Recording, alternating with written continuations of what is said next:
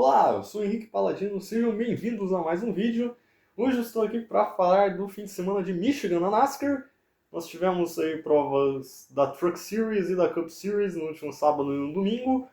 Mas antes mesmo da ação na pista começar nesse fim de semana, na quarta-feira nós tivemos uma notícia que empolga bastante, né, aí na comunidade de NASCAR, pois o carro Project 91 da Trackhouse, o carro número 91, que traz aí de vez em quando algumas estrelas do automobilismo internacional para correrem na NASCAR, estará de volta.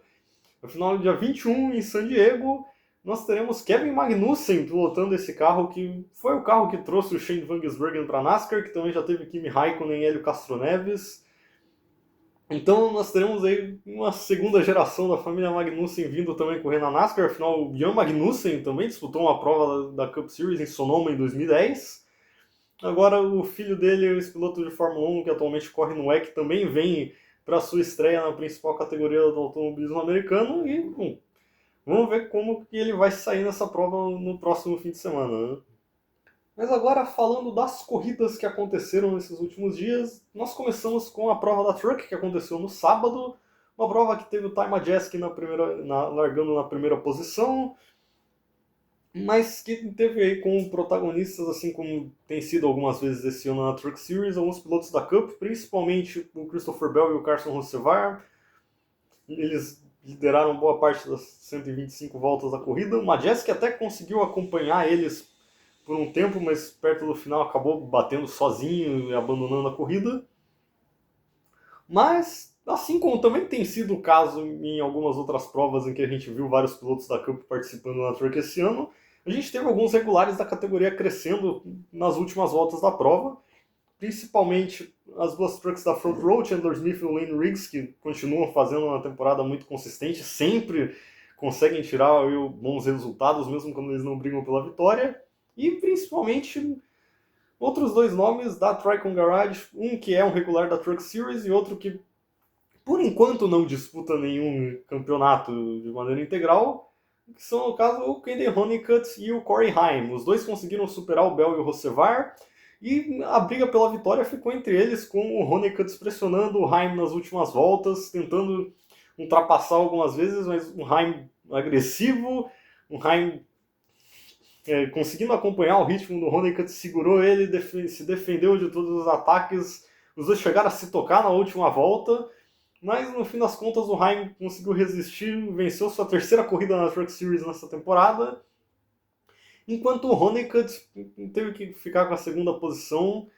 E, bom, muito por causa disso também ele ainda está 26 pontos atrás do Lane Riggs no campeonato. Afinal, o Riggs chegou em quarto.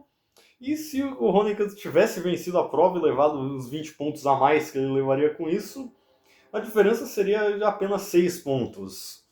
Mas mesmo assim foi um bom dia para o vice-líder do campeonato, que diminuiu um pouco essa diferença. A corrida da Cup Series no domingo já teve algumas mudanças de posição no sábado mesmo, porque o Denny Hamlin, que fez a pole, teve que fazer alguns reparos no carro, então ele foi mandado para o fundo do pelotão, e isso fez com que o Carson Hocevar herdasse a primeira posição no grid.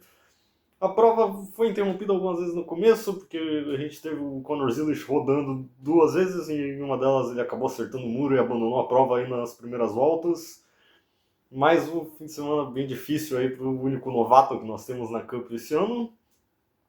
Enquanto lá na frente, a briga que a gente já viu muitas vezes esse ano se repetiu, que foi alguns carros da Hendrick contra a maioria dos Toyotas. Novamente o Chase Elliott e o Kyle Larson disputando contra os carros da Gibbs e da 2311. Hocevar também se manteve ali na frente durante esse primeiro momento da prova, mas a briga pela vitória no primeiro segmento acabou ficando entre o Tyler Reddick e o Ty Gibbs. O Gibbs descontou aí uma boa vantagem que o Reddick tinha nas últimas voltas, mas acabou não conseguindo chegar, então o Reddick levou esses 10 pontos. Só que no segundo segmento as coisas acabaram mudando um pouco, porque a gente teve alguns carros da Chevrolet apresentando um pouco mais de velocidade, tanto que quem venceu o segundo segmento foi o Chase Elliott. O segundo colocado foi o Eric Jones, que também começou a crescer bastante. Bom, o Jones vem tendo aí algumas boas atuações nas últimas semanas, e ontem não foi diferente, ele fez mais uma ótima corrida, quase conseguiu ultrapassar o Elliott pela vitória no segundo segmento, mas acabou faltando volta para ele conseguir atacar. E o Daniel Suárez, que também cresceu bastante nesse segundo segmento, acabou na terceira posição. Então, no terceiro segmento, chegando aí na hora da definição da prova, as coisas começaram a ficar um pouco mais caóticas e a gente começou a ver muitos pilotos que estavam andando no pelotão na frente tendo problemas. Ainda na primeira relargada desse segmento, o Carson Hocevar acabou fazendo uma manobra um pouco precipitada e acabou causando um acidente que tirou o Reddick da corrida, também tirou o Austin Dillon, que vinha fazendo uma boa prova ali, ameaçando os pilotos do top 10. O Ty Gibbs também acabou envolvido e isso fez com que ele perdesse muito rendimento e terminasse várias voltas atrás. E um pouco mais para frente, em uma disputa por posição, também nas primeiras posições, a gente teve um acidente bem forte envolvendo o Chase Elliott e o Christopher Bell. O Elliott perdeu a traseira do carro enquanto ele estava por dentro do Bell na curva 3. Não conseguiu corrigir, só acabou levando os dois para o muro. E nessa pancada o Bell acabou sofrendo uma lesão no braço esquerdo. A gente ainda não sabe o que exatamente é. Não houve aí uma explicação oficial da equipe, né, equipe médica, do que exatamente foi a lesão, e também não se sabe se ele corre nesse fim de semana e pouco. Não? Também nessa parte da prova, alguns pilotos que tinham apresentado um bom ritmo antes começaram a cair um pouco. O William Byron foi um exemplo disso. Ele acabou começando a prova um pouco mais para trás, mas ali para o final do segundo segmento, começo do terceiro, apareceu entre os líderes, chegou a disputar as primeiras posições, mas antes do final da prova ele perdeu o ritmo e terminou mais para trás. Riley Herbst vinha surpreendentemente fazendo uma boa corrida, andando entre os 10 primeiros, algumas vezes até disputando o top 5, mas acabou caindo para 13º no final.